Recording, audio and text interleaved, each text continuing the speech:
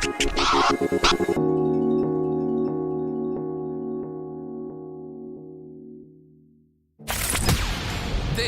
is the Coin Show Podcast. The show about coins and coin collecting. And not just any show. This is the #1 coin collecting podcast. Going 10 years strong. Here's Matt Dinger and Mike Nottelmann on the Coin Show Podcast. It is episode 179 of the Coin Show or 8, Podcast. Whatever. I had 8 on the screen. I don't know. I've lost. No, this is 9. This is 179. Jeez. I'll fix it later. I know. It just fly right before your eyes. And on this episode of the Coin Show Podcast, Matt and I are going to introduce a new segment called This Week I Learned. We'll take a look at your coolest things. We'll draw a winner from our Silver Eagle contest. We might even have another surprise for you. But first, in this action-packed episode, the news.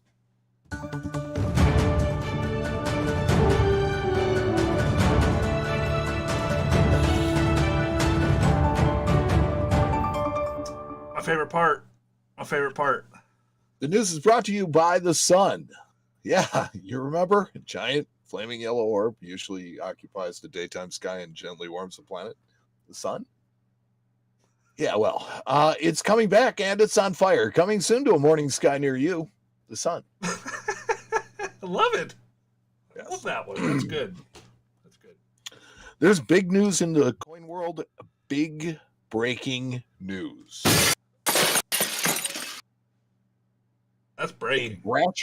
Yeah, that's huge. A Brasher doubloon has sold for an amazing $9.36 million in an elite sale by Heritage Auctions. That's insane. The coin is graded MS65 star by NGC and is the finest Brasher doubloon known. Well, then that explains the huge price tag. Yeah. So this sale sets records for the highest price ever paid for an NGC coin at auction, the highest price ever paid for any gold coin at auction for that matter. Wow. And is also a record for Heritage Auctions as well. Well, heck yeah. Good for everybody involved then. Yeah. So this is a New York style Brasher doubloon. There is also a Lima style Brasher doubloon type. And there was one that sold in this sale for a cool $2.1 million, which was a record for its type as well. Wow. That's cool. Yeah. So Brasher doubloons were produced during the period of our country under the Articles of Confederation. And during this time, there was no federal coinage. So some states minted their own, like copper coins. Brasher doubloons were actually minted in New Jersey, which minted some of their own copper coins, but they also minted these gold coins for international trade. That's super cool. This auction realized over $19 million when all was said and done. Yeah, I was looking at some of the prices realized, and it looks like it was a super strong auction for everybody involved. Yeah, so much for the coin market being down. Yeah, exactly. In a story we have been closely following, the U.S. Mint has now unveiled the mints that will produce the 2021 Morgan and Peace silver dollars and the preview marks that will be available. All right. I'm excited about these. The Mint has also stated that it plans to use .999 commemorative silver dollar planchets in order to produce coins of the same size, weight, thickness, and diameter as the original coins. Wait. How? Well, I mean, personally, I can't understand how the physics of this work, but it doesn't. Well, here's what I will offer you is the weight of an Apollo 11 commemorative dollar is the exact same as a peace dollar.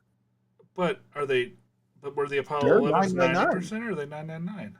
No, they're 999. Well, then they've got to make them different. They can't do that because in the original I know the coins, physics don't work in my mind, but I'm saying that the weight is the same. Well, then they got to make them thinner or something. I mean, it's either got to be thinner or it's going to have to be less pure. It's just, yeah, they said it's going to be the same size. They said it's going to be the same size, so the only way you do that is make it thinner because we went through this with the I'm confused. gold the Centennial gold coins. We went through this. Remember how we said, yeah, but if they make them in 24 karat gold, they're not going to be able to, they're not going to be able to do it. Well, maybe we'll make them. The physics didn't work with that either because they couldn't make them thin enough to make them work. And it was disappointing. They should have just made them in 22 karat. Right. Which they didn't.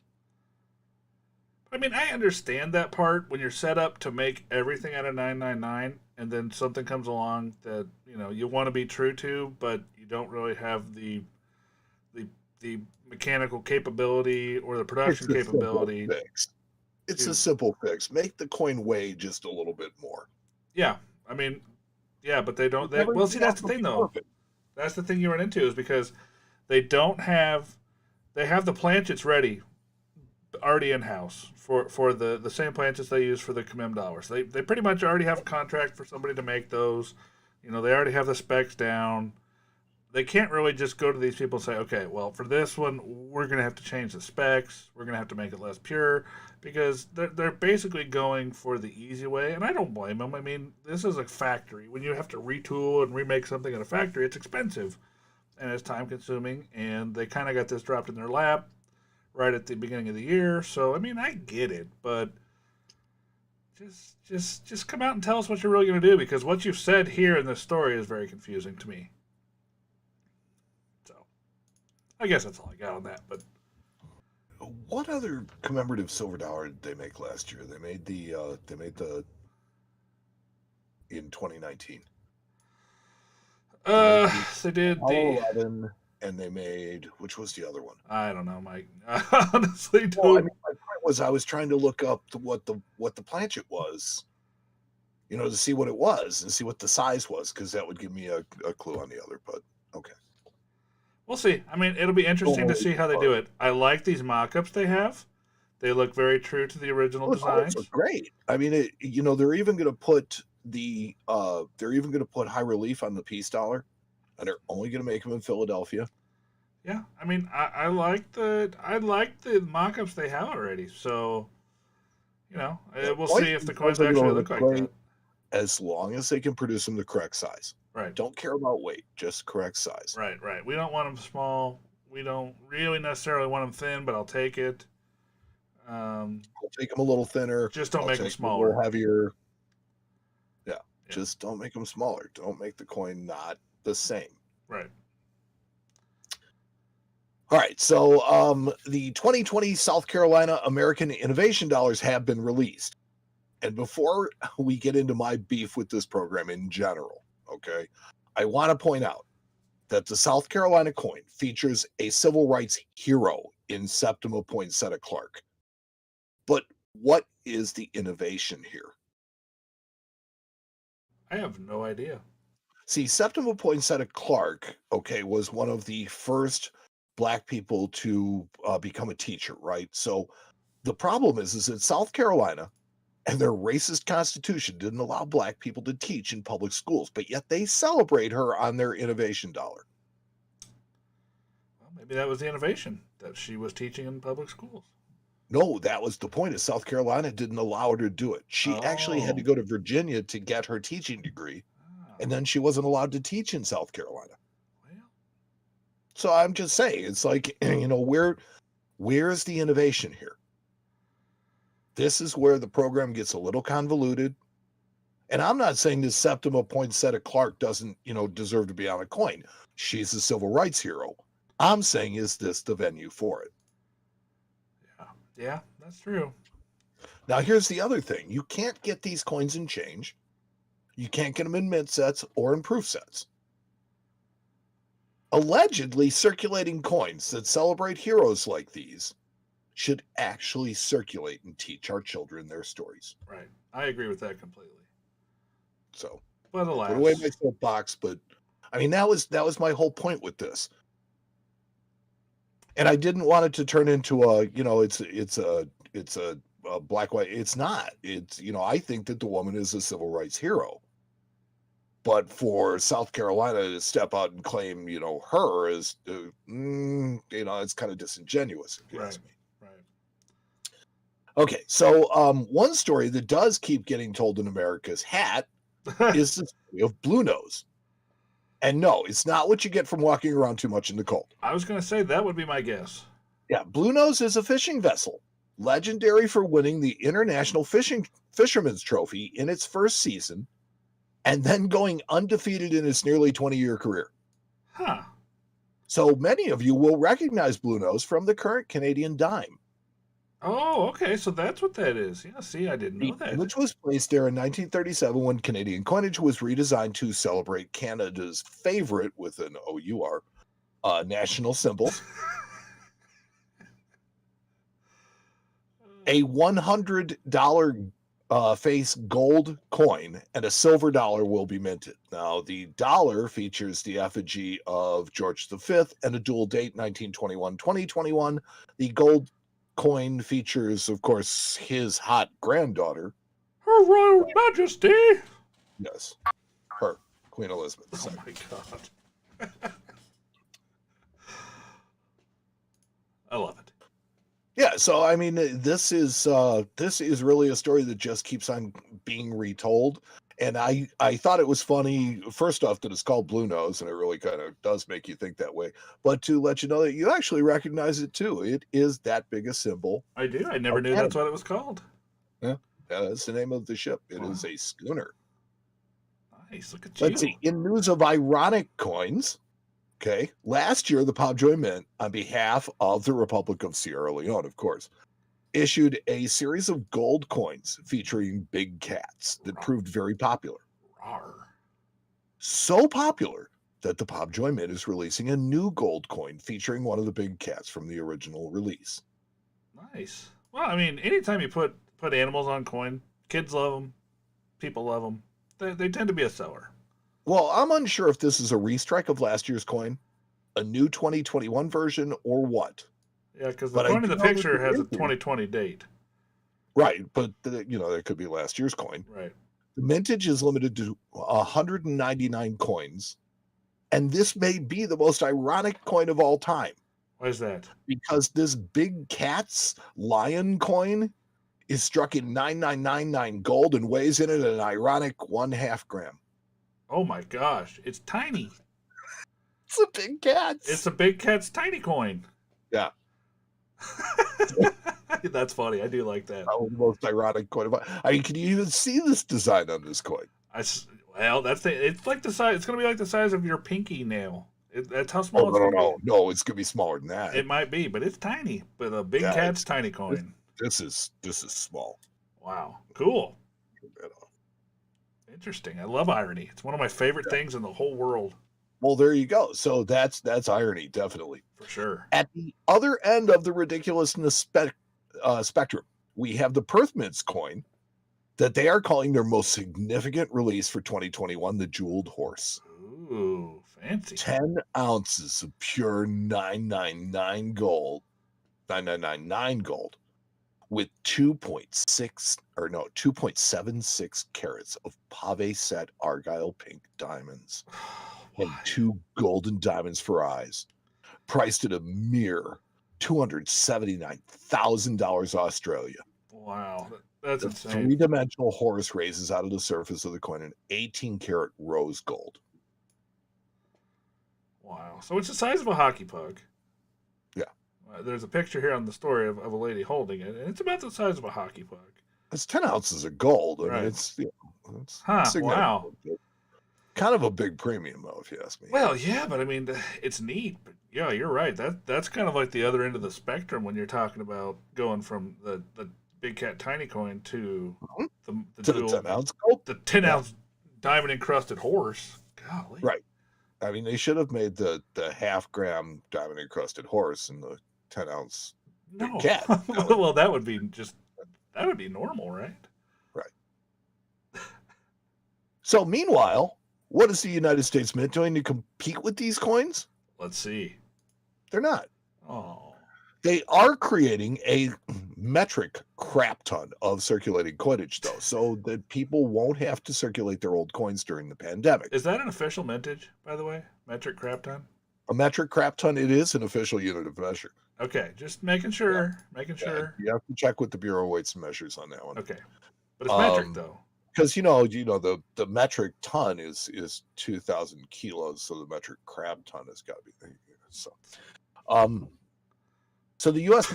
Mint created a total of 14.77 billion coins for circulation in 2020. That's a ton. Now that's aside. No, that's a metric crab ton. You're right. That's aside from the commems, proof sets, mint sets, and bullion coins. Here's the part I want to see. The comparison between 2019 and 2020. Yeah, so the Mint produced 11.9 billion coins in 2019. And that's a number that had been steadily decreasing since 2015. The 2020 production marked an over 25% increase over 2019. So well done, U.S. Mint. Ramping up production by 20%. Well, it's to meet demand. Sure. And if nothing else, that's what they are, right? Yeah, that's true. They're doing their job. We can't complain about that. That's true. An 1852 gold $half pattern is being auctioned at Heritage Long Beach Signature Auction. I've always liked these. I've never owned one, but I've seen a couple. Called an annular pattern. Yeah, circular with a hole. I think that's the term they use for a coin with a hole in it. Annular. Okay. Yeah, so this pattern comes from a time when the U.S. Mint was trying to make coins that better suited the likes of their customers. Many had complained that the gold dollar was so small that they'd lose them. And a dollar being a fairly large amount of money back then, the Mint tried to offer different ideas to make the coins larger while maintaining the weights required by law. So I thought that this was a really nice innovation. Yeah, I mean, it's a smart idea, especially, if your weight is regulated, but people are complaining that your coin's so tiny, put a big hole in the middle. It makes the coin a little bigger. Yeah, you make the coin a lot bigger. Yeah. Cool. Heritage is also offering a Western Gentleman's collection of obsolete banknotes. Okay. Now, this collection features notes from 47 different states and the District of Columbia. Okay. Now, I want you to think about this because you have to put it in perspective. Oklahoma and Arizona became states in the early 1900s. Yeah. So there were only 46 states until 1907 and 47 until 1912. Oh, wow, yeah. So to have large-size banknotes, every place that they have a note from. Wow. Yeah, that's tough. And D.C. So, I mean, that's quite a comprehensive collection. Yeah, that's tough to do. Yeah. Super cool. Maybe, because this is a really big obsolete banknote collection, you should check out the Indiana notes for your two customers. I might have to. Yeah. The piece that I found most interesting in this auction was this. It's a $3 bill. I mean, a real $3 bill. Yeah. That's a $3 bill. So the description says, attractive and always in demand, this note's main drawing card is its central vignette, the white bear. Oh, that's an awesome vignette, by the way. Yeah, I like that a lot. It was engraved by DeWitt Clinton Hay and adapted from the art of Felix O.C. Darley. 4 fur-clad men in a small boat attempt to fend off an aggressive polar bear rising out of the water. His large paw already on the gunwale. Their ship is in the far distance. Yeah, that's cool. Yeah, although it's not specifically historic, it's relevant to the period of issue. And it was engraved at the time of Henry Grinnell's expeditions in search of the ill-fated John Franklin and his ships lost decades before in the Canadian Arctic wilderness. So, yeah, it's like, this is a really cool looking note. Yeah, I like it. And it's a $3 bill.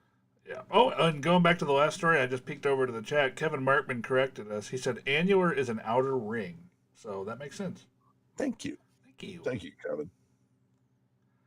You guys are awesome. Let's see. Not that we're a show for heritage, okay? We report others too, like Stax Bowers, who are offering a $100 spread eagle note in choice Unk 63. Wow. Now, this note goes back to the Civil War in 62 and 63 and is a legal tender note, not backed by any kind of gold or species. So these notes of this period featured green printing on their reverses and where the term greenbacks was coined. Funny, money was coined to describe U.S. dollars not backed by any deposits. Right. That's a gorgeous note, though. Look at that thing. Wow. Yeah, I like the reverse of it, too. Yes, very, very I cool. always like them where they tell you, you shouldn't have possession of the plates for this and what the penalty is when you do it. They're trying to scare you straight on that thing. Discourage you from doing anything that you shouldn't be. Yes. Great Collections will offer a Top Pop 1903 Morgan dollar. Now, I think the 1903 is a great lesson in American numismatics. Yes, very much so. Because if you have an opportunity, you should take a look at a red book or a blue book from the early 60s. Yep. And look up the 030. And the 030 actually brought more money than an 1893S. Yes, for a long time they were definitely considered one of the rarest coins in the series. That was the king of the Morgan dollars. Yep. And then the Treasury hoard, the GSA audit happened, and they found bags of them. Yep. And they're still not, super common, right? I mean, they only made, a couple of million of them, and God knows how many of them they actually melted in the Pittman Act. But it's a coin that now is valued in the hundreds of dollars. Yes. Mint state. Much more common coin than much more common in mint state. It's actually uncommon to find this coin in circulated grades. Yes, they either come mint state or I can't remember the last time I saw one circulated. Right. And speaking of great lessons in numismatics, the ANA Summer Seminar has been canceled. Aww.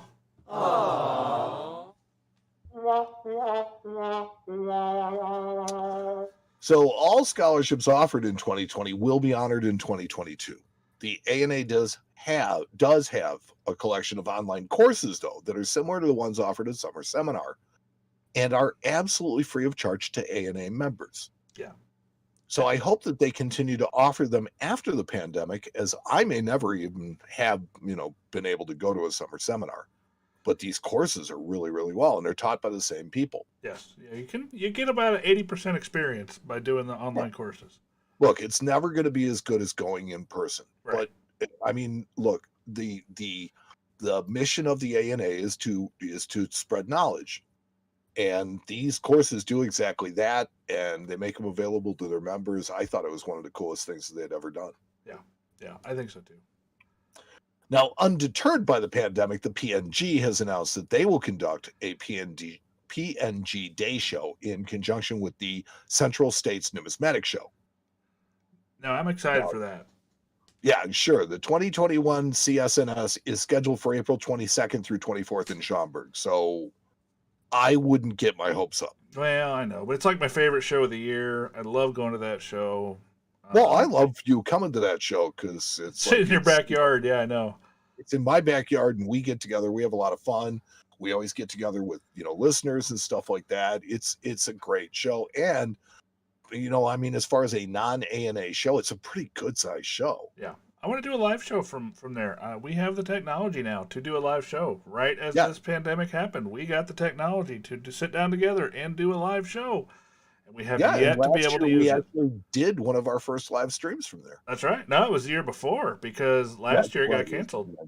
You're right. Yep. So I'm rocking and ready to go on doing some great stuff from these shows. Once they get going again, we can get together. But I just know what the climate is here in Chicago. I know.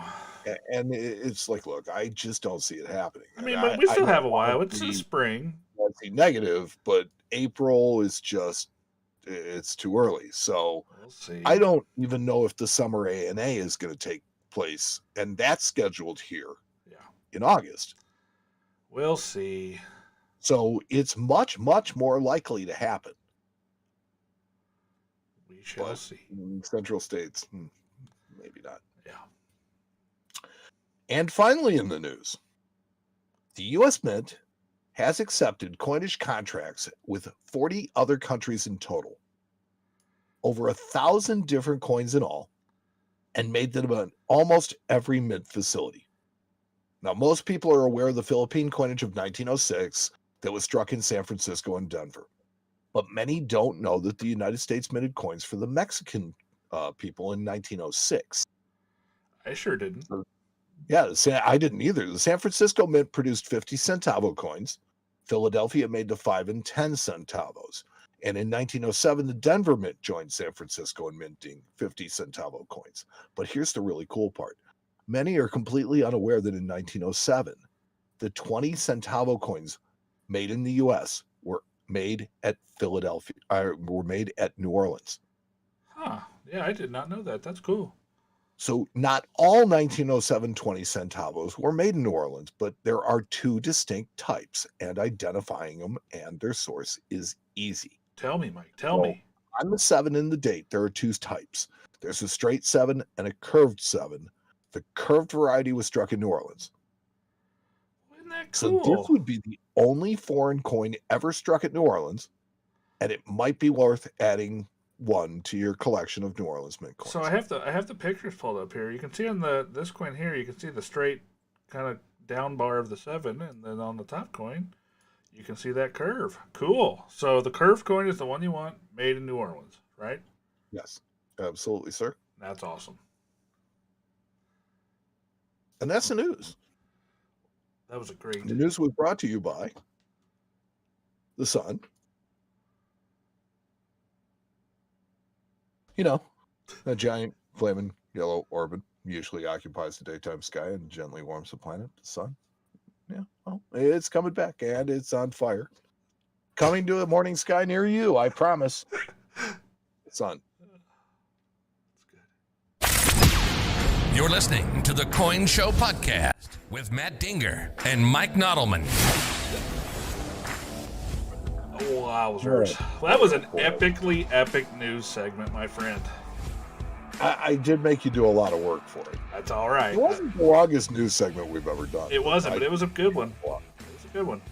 You know, there were a lot of illustrations. There were just a lot of illustrations. That's very true.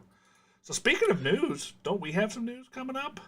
Well, we do. You want to share? Go ahead. No, you go ahead. Oh, no, you go ahead. No. No. So, on our next show, on episode 180, we're going to have a special guest. Tell me more. And changing format. Yeah, a little bit. Yeah, so we're going to kind of flip things on their head, and we're going to do the news last in the show. But we're going to have a very special guest with us. We are going to have Beth Deisher. Beth Deisher is going to join us live on the show and take questions from our listeners. Is that what you're telling me, Mike? She is going to take live questions from our listeners. She actually wanted to come on when the listeners were here. Perfect. So she wanted to take live questions. She wanted to see what was going on. And of all that, she also said that she has a new book coming out, or a new edition of her book, Cash in Your Coins. There's a new chapter that she added where she talks about counterfeits and counterfeiting. And it's really a big study for her. And I'm just kind of finishing up the chapter, but it's really cool. And it's not like an appendix that was added. This is a whole new chapter that was added to the book. Awesome. And it's really, as with all the rest of them, kind of in depth and kind of important. And she has been so kind as to give us an inscribed copy that we're going to be giving away. I love giveaways. I do too. I just hate the postage. Speaking and an apology, because there was a YN contest that I ran in November. Yeah, what'd you do? And I still have yet to send out the prize for. And at this point, it got really bad around here, with the election and all the other stuff going on. Carlton. And now that all that's done, it is my intention to ship it, and it is my intention to ship it with a little extra. There you go. I just actually sent the young guy some stuff the other day, so good on you. Yeah. We also have, speaking of other news, Mike, do you want to do our drawing for the winner? We do have a winner in our Silver Eagle contest. Right here. 2021 Silver Eagle. For anybody that's in Friends of the Coin Show podcast Facebook group, you were entered. We drew a winner a little while ago, right before the show started. Right before the show. And Mike, what was his name? Our winner is. Do you have a drum roll? I don't. You got all kinds of other sound effects. I need one. I'll have one next show. All right. So our friend of the coin show this week, winner of the first 2021 Silver Eagle, is John Dodd. John Dodd, or as I call him, Jan Dad. So what you do, John, is email. No, I'll get a hold of him. I'll get a hold of him. Okay. All right. Well, Matt will be in touch then, I guess. I'm going to put it on him. Congratulations, John Dodd. So if you didn't win, guys, just stay tuned. We're going to do this every second show of the month until the end of the year. And then at the end of the year, we're going to be giving away a Silver Eagle and a 1/10 ounce Gold Eagle in December. So I'm glad we're able to do this for you guys. Just our way of giving back. Yeah, absolutely. You guys have done so much for us. And if you're not joined the Friends of the Coin Show Facebook group, I highly recommend you head on over there because there's some great conversations going on. I've noticed the last few days I've been kind of paying attention, and it's a real fun place to hang out. So it's a much more interactive place, that's for sure. Now, very much. Let's see. We've had, I have to comment that during the news, I have absolutely no clue of what's going on in the chat because I'm busy kind of looking at, the scripted pictures and stuff like that. Yeah. So I did want to acknowledge a couple of people that, hey, what's happening? Thomas Deck, and thank Joe Bohannon for giving us, our answer, and Kevin Markman for giving our answer about Annulus. Michael Caudle asked, how can we find the W quarter mintage numbers? I will tell you, you don't need to find them. They're all the same. It's 2 million per. There you go. That's it. They made 2 million per each design. They're going to do 2 million of the Tuskegee Airmen for this year, and they have not yet announced whether or not they're going to do W Mint of the Washington crossing the Delaware. But when they go to the and see, this next quarter series is a perfect one for your civil rights for what? For your civil rights heroes and things like that. So I just think it's a much better venue. Do you guys see the chats from Facebook and YouTube, or just Facebook? No, we see chats from everything. Even though we don't want to. Our friend Taffy Coins, which is Kyle. If I win, I imagine the cost to the UK. Yeah, it's okay. I'm willing to pay it. You guys are awesome. Yeah, no, absolutely. I found out from Barry that Taffy is a nickname for people from Wales. Oh, well, that makes sense. Now it makes way more sense. Way more sense than it did before, because over here in the States, when somebody says taffy, I think of a delicious sticky candy, and not something you would want to eat anywhere near coins. So I'm glad that clears it up. I don't want to eat in general, because it usually is followed by a trip to the dentist. Yes, very, very, very, very often. You're right. Just saying. Well, cool. We got all of our business out of the way. Yeah, no, absolutely. So our winner this week, John Dodd. Congratulations. And you know what? Next month, on the second show of the month, we will give away another Silver Eagle. Episode 182. Every single month of 2021, just to make 2021 a better year. And then big time, December, the end of the year, 10th ounce Gold Eagle. I'm stoked. I love it. It'll be fun. And I have some other things too lined up to give away. We're just going to be doing all sorts of fun giveaways. This is going to be the year of the giveaway. Yeah, give it away. Oh my, I'm not going to even say anything. Nope. Well, you don't like the Red Hot Chili Peppers? Oh, I love them. That was good. That was real good. Okay, thank you. Well, sir, which direction would you like to go in now? Well, let's see. We have a couple. We do have a couple, and we've got time. Well, let's talk about what we did a little research on today in our pre-show preparations. You want to talk about that? Are you talking about our contest that we started 2 years ago?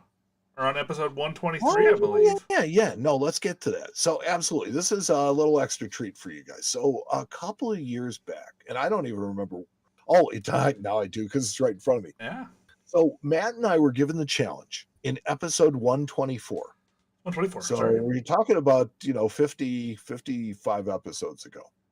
June 4th of 2017. Okay.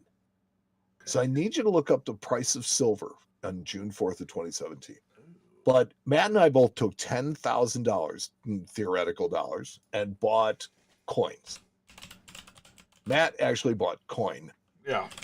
And I bought coins. And we wanted to see, what would happen over the course of time. So, of course, Matt has done well. And I picked one coin because I thought that, here, I'm getting... There were a couple of different strategies that I wanted to attack. And I kind of put a portion of one of them into it. And it did the best of all of them. Okay, so the average price of silver in June of 2017. It was $17.33. I'm sorry, I made you do that. So I'm going to go ahead and pull up what we chose here. Let me make sure I hit the right button. Yeah, this I stuck this on our website in a little secret place to hide it. So Matt chose a 1916 Standing Liberty quarter. I did. 1916 Standing Liberty quarter. 53 in 2017 was a $10,000 coin. And that was, I put all my eggs in one basket. Yep, he did. He put them all in one basket. And in 2021, that basket is worth $1,000 more than it was in 2017. So over 3 years, Matt has beat the market and made $1,000. There you go. 10% return in 3 years. Still not great. Not great, but better than a poke in the eye. Could and be worse. Right. Oh yeah, you could have picked what I picked, and that would be completely different. So I decided there were two strategies that I had. One was to try and buy coins, and one was to just buy straight silver. And the straight silver buy actually was a really smart one, because spot then was $17.33. Yeah, so you're up. And spot today is $25.56. You're up like $8 an ounce. That's pretty good. Right. So I mean, the $100 that I put into Eagles, I bought 5 silver Eagles. That's $150 now. I made 50% on my money, and had I done that, I'd have kicked your butt. Yeah, but I didn't, because I'm not that smart.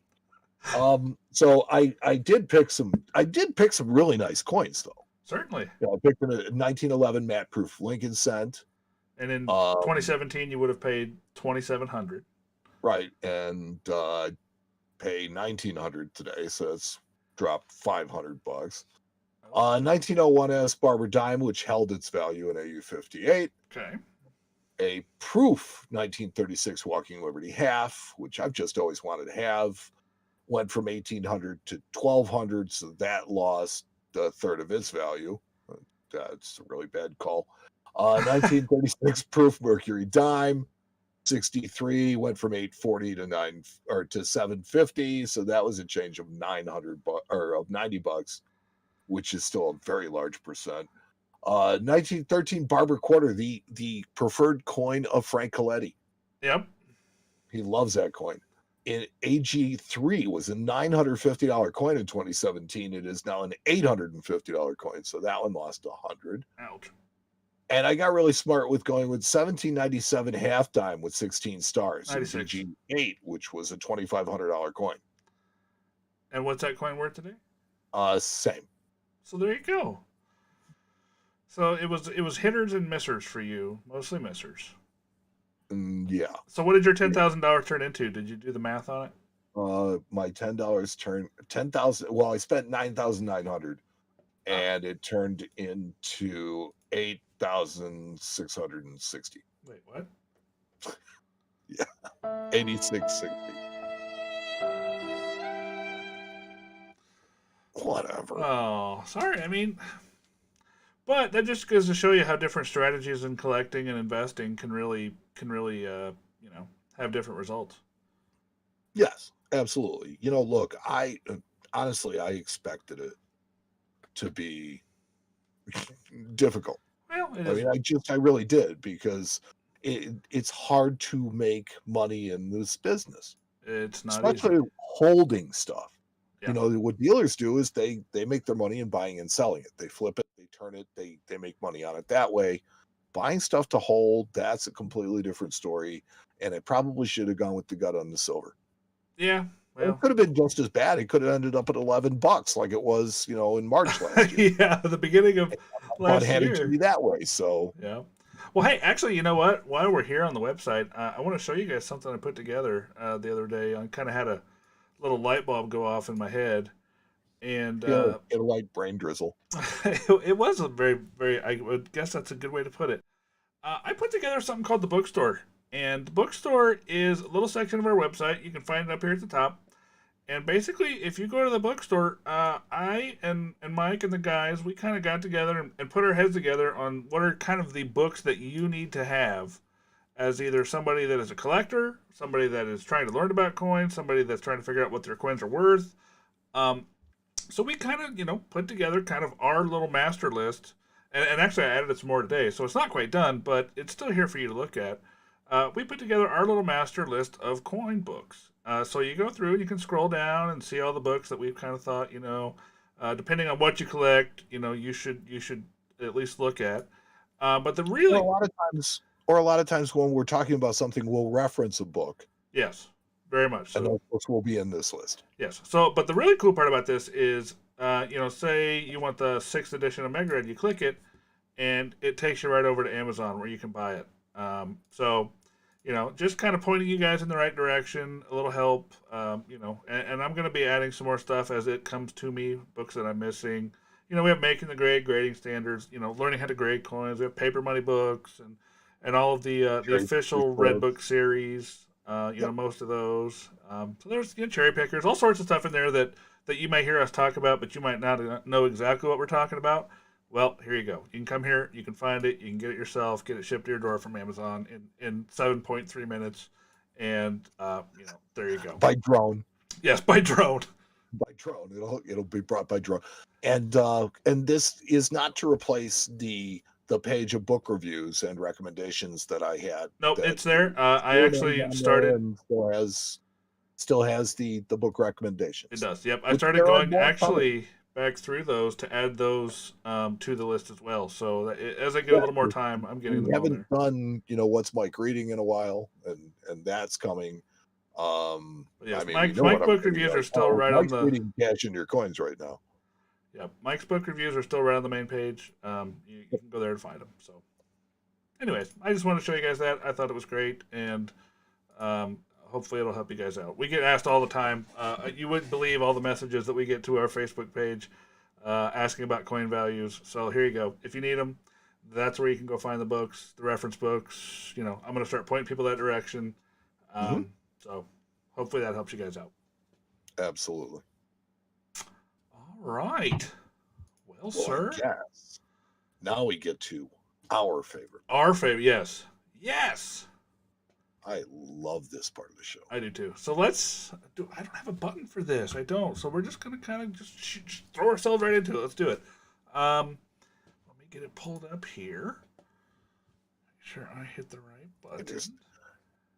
There's a huge turnout for it. So I know. I love it. I completely spaced it until this morning, and I threw it up there thinking, oh boy, I hope this works. And you guys crushed it. So many people showed up. Every time. Yeah, I love it. So we really appreciate you guys participating, and we really love to look at your guys' stuff. So let's check out your coolest thing. Let's see. First up, we have Tim. Start with Tim Murphy and an 1878 CC Morgan. Yeah, looks like it's an NGC holder. Looks like a decent little coin. Yeah, I'd keep it. I'd keep it.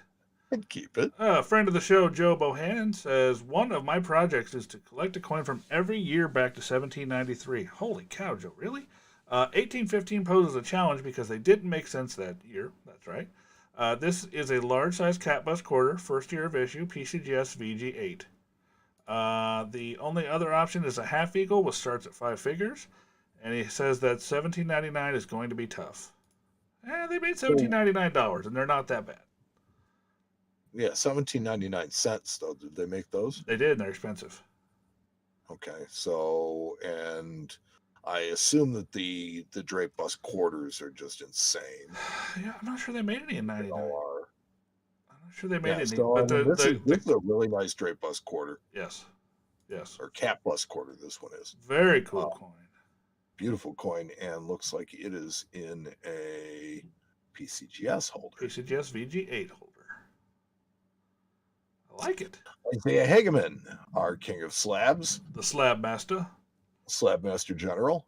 Here's a new purchase of mine. One of the nicest BU shield nickels I've ever seen in person. Ooh, that is pretty. It's got some blues It's a and some really greens. old flab, too. Well, I'm sure he could tell us exactly when it was made. Well, show me the back, and I might be able to tell you, only because I had to do some research on this stuff. You know what I mean? Let's see. So it's the back. It's hologram on the outside. So I think it's like generation 5 or 6. There you go. Look at you, smarty pants. I'll wait until we start with the news segment. Yeah, I'm sure. Still got that to go before we wrap it up. Let's see. Joe Myers. 1888 Morgan got it from his grandfather a couple of years ago when they were moving out of their house near Philadelphia. Doesn't remember when or where he got it, but he must have put it somewhere safe due to the good condition it's in. Heck yeah, it's a nice coin. Looks like a nice uncirculated example. Yeah. Very cool. Jonathan Brodsky. This is probably my current favorite coin at the moment. He's working on getting the other two to complete the set. So this one is the 100th anniversary of the Centennial Gold. This one is the dime. Yep. Which is nice. The quarter and the half are equally beautiful. But the half you will be disappointed in because it's not the same size. Oh, I know I was. I was disappointed. Yeah. Let's see. Ash Dobbs. English penny struck by King Ethelred II. These were made to pay off Viking raiders, mainly Danes. Ironically, after he died, a Dane named Canute conquered England anyway. Great piece of history. That is pretty cool. Man, you guys over there in Europe and England, you guys got it good. You guys have the history going back 1,000 years and have coins to show for it. That's pretty cool. I'm jealous. Great stuff. David Anderson shows us a 1909 SVDB cent in an NGC VF25 Brown. One of my favorites. Coin I've still never owned. You've never owned one? I've never owned one. Man alive. My dad always wanted one. I've owned a 14D. I've owned a 22 No D. I've never owned an 09S. We're going to have to work on that, friend. I've owned an 09S Indian. Yeah. In MS, in Midstate, but I have not owned an 09S VDB. Wow. Well, we're going to have to change that. Malcolm McGall. Ooh, this is cool. This is something I don't think I've ever heard you guys really discuss. A mahogany coin cabinet. I understand they don't lend themselves to slab, which is more of a U.S. thing. Yes, it is. But they're still popular here in Europe, particular for hammered or ancient coins where you're not trying to preserve a just out of the mint coin look. I have a few, with this being the one used for Indian coins, mostly the Mughal, I don't even know how to say that word, Mughal rupees. I never did know how to say it. I see it all the time. Yeah. No, it's an Indian city. For displaying these types of coins, a cabinet is definitely cool. And you know what? I have to agree with you. That is pretty stinking cool. Look at that. It's got the drawers. I have to agree that I love the whole cabinet thing. You know, the one thing to note about this one is that it looks like the wood is raw. Yes. Not varnished and not stained. And I think that lends itself, because, you know, we're always talking about wood and not storing coins in wood because it tones them. You know, mahogany is way different. It's harder. And it's, you know, it's just a different wood than the typical oak or maple. Seeing what you guys are up to. Yeah. No, I think that's super cool. Presentation box, you know, that you'll see. Yeah. Let's see. Scott Wright, 1927 wheat penny. Yeah, that's what she is. Nice coin. Did you find it and change? That is the question. Because that's the best way to find those. Yeah. Not a single coin, but I got my new desk display set up in my office. I'm jealous. That's it. I'm jealous. That is a nice desk. That's a nice setup. That is a great setup. I am insanely jealous. Collector. In the chat, Jeff Fichtelman asked us if you guys were to buy one single coin today, say for 10 grand. We'll see, Jeff, if you know you listen to what Matt bought. He bought something 3 years ago and did really well with it. Did okay. I mean, you know. Well, up a grand. Yeah. I do this for a living, though, so, you know, it's kind of my job. Leanna Spurrier. Here's one of mine, a Japanese Manin Ichibu from 1860 to 1867 in MS62. These are extremely hard to find in the US in any condition, and mine is the only one in any registry set. Heritage has sold Wow. only 2 since 2000, both raw and lower grade. This one has a population of 7 with 9 higher. These were last type minted in the gold Ichibu series that started at $15.99 and ran almost continuously through 1867. That's just so strange. It's cool. It's super cool. We got to get her on to talk about these because I don't understand a thing about these things. No, yeah, that would be something really cool to have her on. Liana, I don't understand a thing that's about your these, invitation. Email me. but I think they're super cool. Yeah, we'd love to have you on and talk about this stuff. And I think everybody would really enjoy that. Yeah, I do too.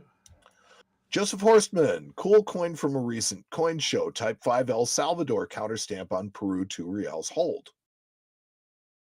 Yeah. So that's an El Salvador counter stamp. Yeah.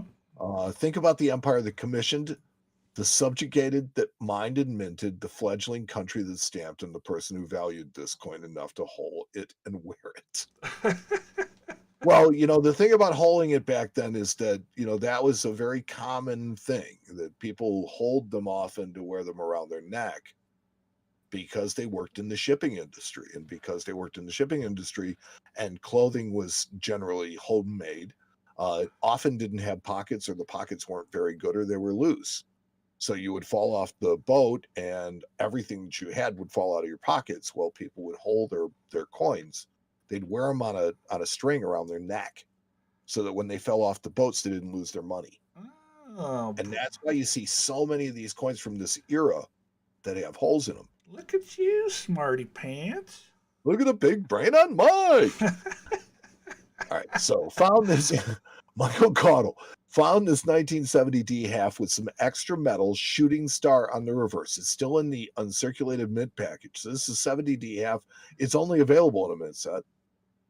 Yep. There must be more out there, right? It looks like a die gouge or a die, like some sort of die line.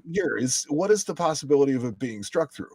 I mean, from the look of the picture, though, it definitely looks like a die gouge to me. But it could be it's a strike raised. through. It's hard to say. It's raised, so it definitely would be a die. Yeah, so it's die. So yeah, there would have to be more. Yeah, I would think so. It's interesting. I don't know.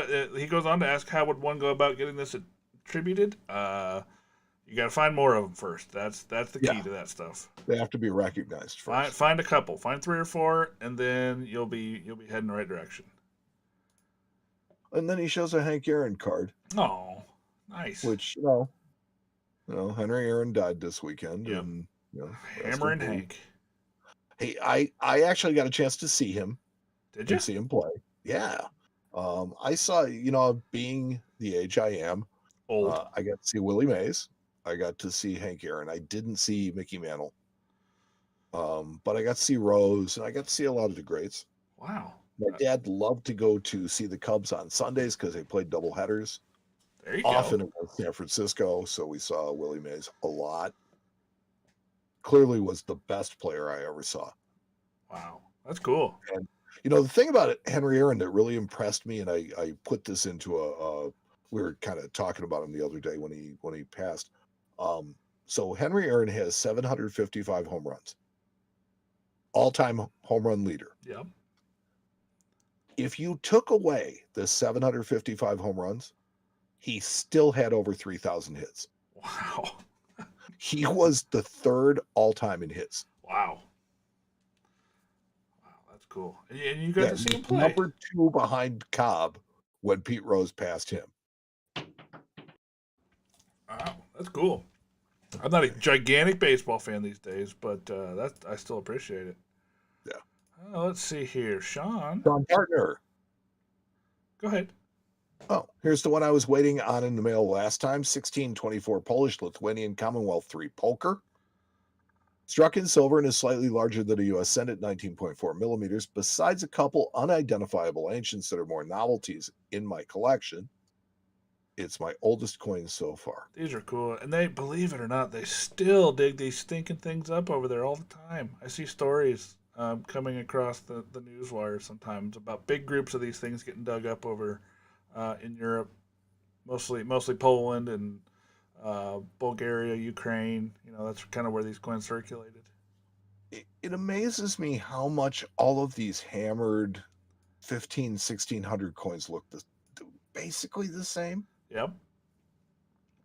They all kind of have the same central design and same.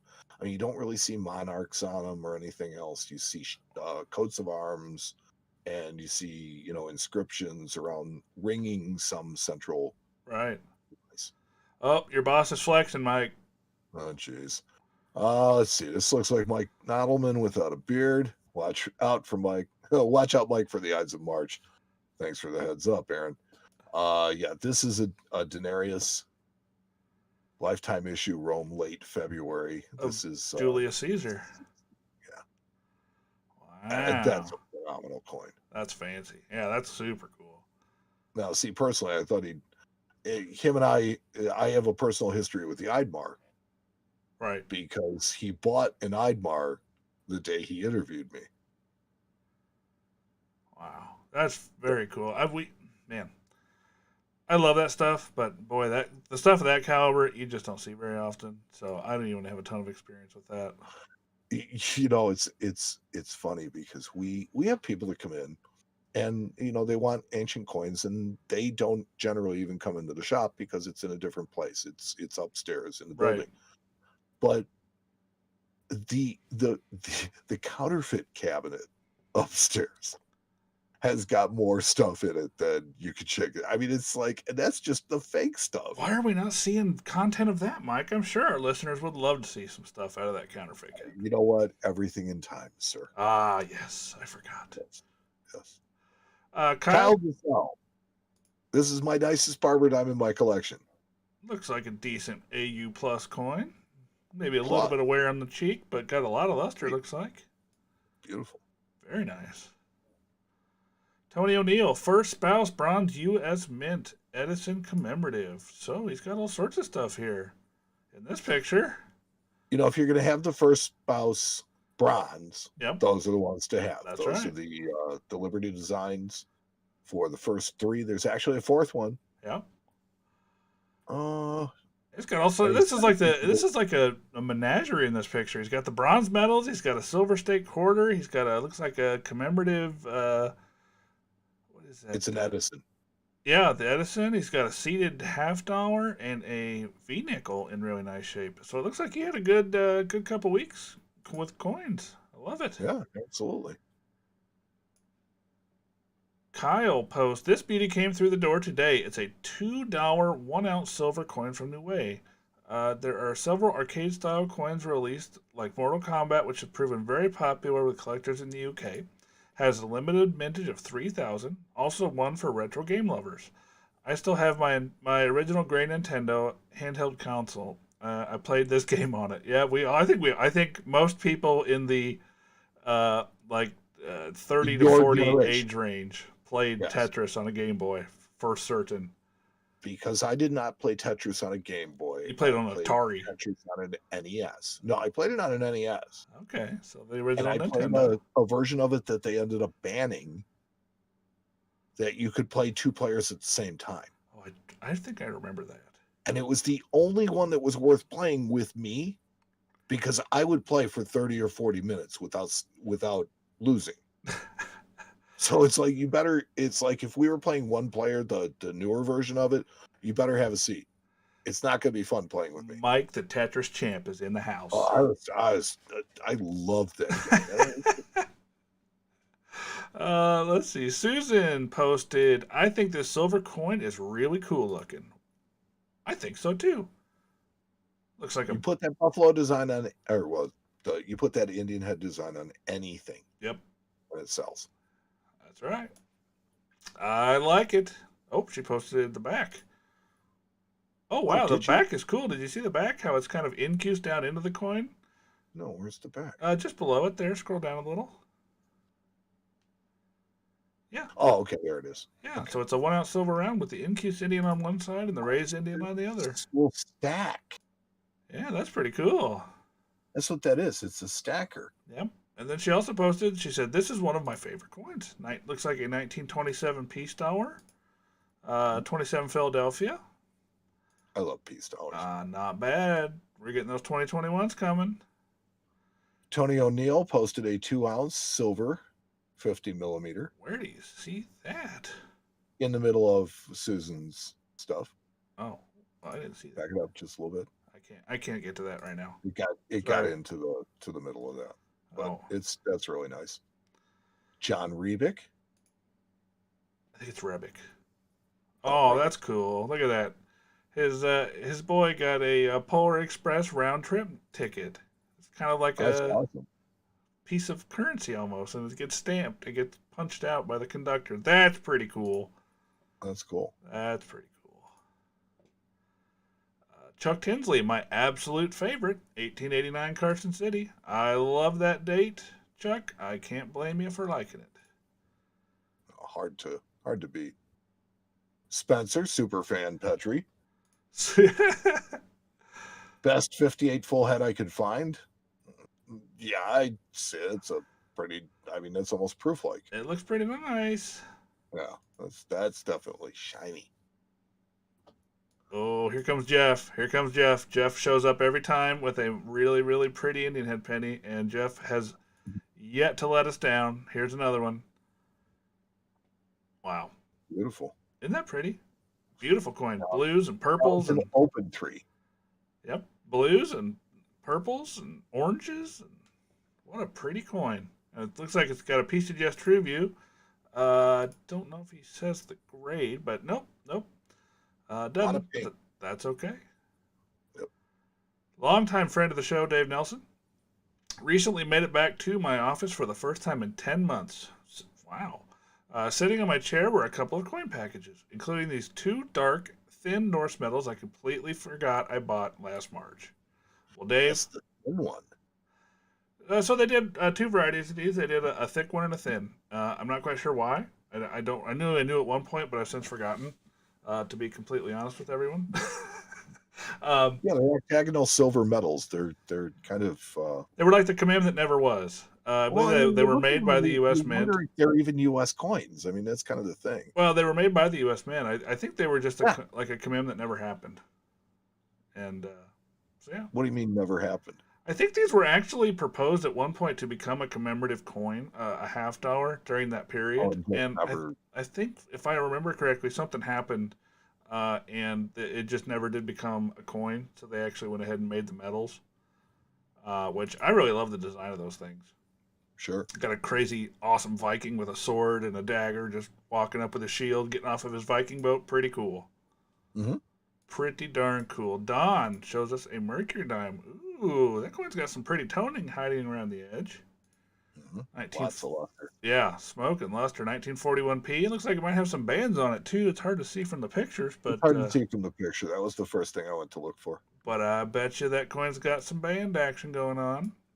Oh, Isaiah had to come back for more. He did. Here he is. He had to drop one just specifically for me, and for that, sir, I thank you. He said, here's another cool thing I got. Matt will really enjoy this. 1999p quarter die adjustment strike. Okay, so this is exactly what that is. So a die adjustment strike happens when the mint is changing out a pair of dies. They have to do a strike, not necessarily at full pressure, basically to make sure that the dies are lined up correctly. And they'll strike a couple of coins at really low pressure to make sure that the dies are right, and then they'll ramp it back up and start punching out the coins again. And this is one of those coins that they struck just basically to get an idea that they had the dies in the right way, that they were lined up correctly, that they weren't going to break in the machine or break the machine. So that's what that is. That's exactly what that is. That is really cool. Yeah. Oh, yeah, you see them. You see them on everything. I've seen them on peace dollars. I've seen them on Ike dollars. Obviously, Washington quarters, cents. They literally have to do it for everything. So sometimes they pull them out, and sometimes they fall right back down into the bin with the rest of them, and they get out. So. And lastly, but not leastly tonight, we have Brandon Simone, who shows us a really, really beautiful raw 1877 Indian head cent with a little bit of corrosion, but still. Key date coin. That's all right. 1877. I do. One of my favorite dates. Yeah. Awesome, guys. Guys, you rock. I love each and every one of you for this. This is our butts every single time. I know. This is one of my favorite things we do on this show. Looking at your stuff. I love it. Yeah. No, absolutely. So thank you guys for bringing that. Let's take a look. See if we have anything else. And so we have our brand new segment to launch into now. Yeah. Let's go. Brand stinking new. It'll be quick too because I don't really think I learned much. No kidding. So I was thinking this week of one of the ways that we could share some of the things that we do, and both Matt and I now. Well, I mean, Matt's been a dealer for a long time, and I'm really kind of starting to come around as a dealer. I really don't think that I act or I sound like a collector much anymore. Oh, you still do. You still do. I hear it every time I talk to you. I still hear it. Well, I mean, the excitement, yes, but I mean, just more of the other stuff, Anyways, so we wanted to let you know that even though our life kind of revolves around coins in a very real way, yes, that we still learn new things all the time. And so I wanted to share stories with you guys and call it This Week I Learned. And then you fill in the blank. And so this week I learned, and I think that for me, this is going to be a repetitive segment all the time because of all the new things that I'm learning, but you guys kind of get a sense for some of the things that I'm having to pick up in the shop. So this week I learned about die caps. There's something that I'd heard about. There's something that I knew somebody collected.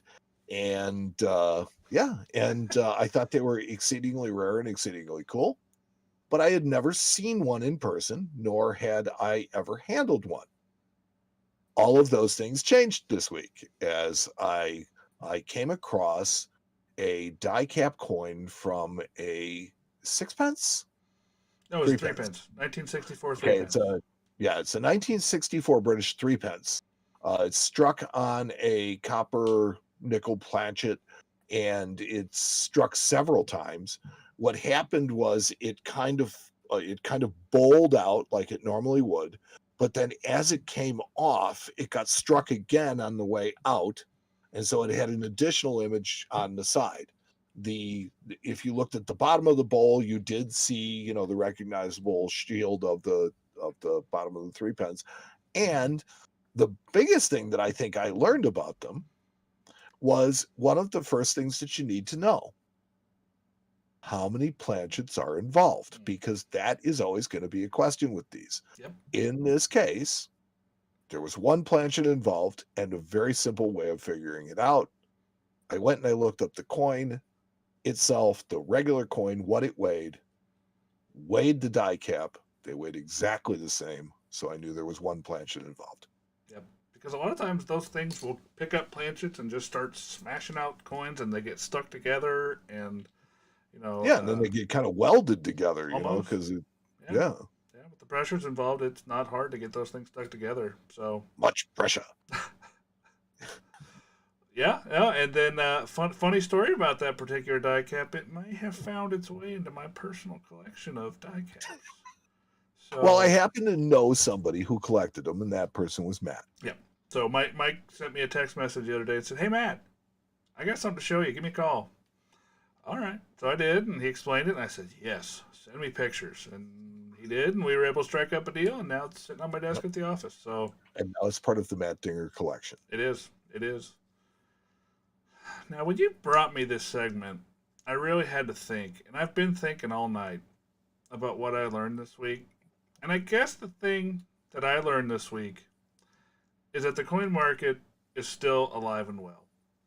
After watching that heritage sale this week, even the common stuff was bringing really, really good money. Rare coins were bringing astronomical money. If you guys watched the dollar with the $20 bill with the banana sticker on it, sold for almost $400,000.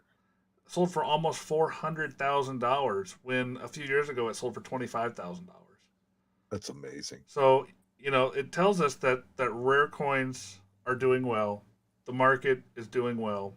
I had friends that were bidding in the auction. They were telling me, man, I'm trying to buy stuff, but it's just going for more than I want to pay for it. And these were dealers who were trying to, buy this stuff to resell it. So it tells me that the market is strong no matter what, even with no coin shows. The fact that most sales are online right now, or at least being facilitated, not face to face. It tells me that even though the world is kind of messed up right now, and that we don't have these big major coin shows to go to once every few weeks, because during normal times there's a big coin convention every 2, 3, 4, 5 weeks. You can go somewhere in the country and get into a room with 1,000 coin people who want to buy and sell coins, and that hasn't happened in a year, almost now. So it just tells me that I'm not nearly as worried for this industry as I have been in the past, just because of how strong the market is, even though nothing's going on. So that's what I learned this week. I think it's quite amazing how resilient the market has been, and it is encouraging to know that things continue to sell.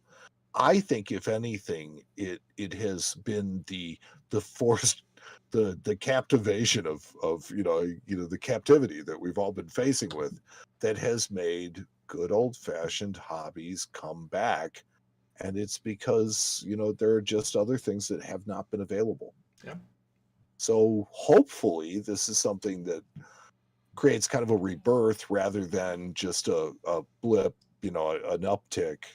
And then when things go back to normal, it kind of, goes back the way it was. It'd be nice to see that it continues. Yeah, hopefully it stays nice and strong. But man, that any indication that you could have wanted, you got by looking through the sales results of that last Heritage auction. It was just, to me, it made me feel really good about things. So, yeah, as somebody that feeds his kids by doing this, it's really on my mind a lot as to how strong our industry is, and the things that are coming down the pipes for us to try to handle to be a part of that industry. So. Yeah, and I'll tell you what, I mean, I'm learning new things every day. I'm becoming more and more confident and competent in what I'm doing. I am really kind of, a lot of it is just repetition. That's really all it is. It's just, you just see things and you get to know what things look like, That's right. and you just make fewer mistakes. I joined a really cool Facebook group called The Dark Side. It talks about counterfeits, and I love that. But I mean, to look at some of the stuff that is out there, there was a Krugerrand on there, and it's like, and it didn't even look close. Yeah.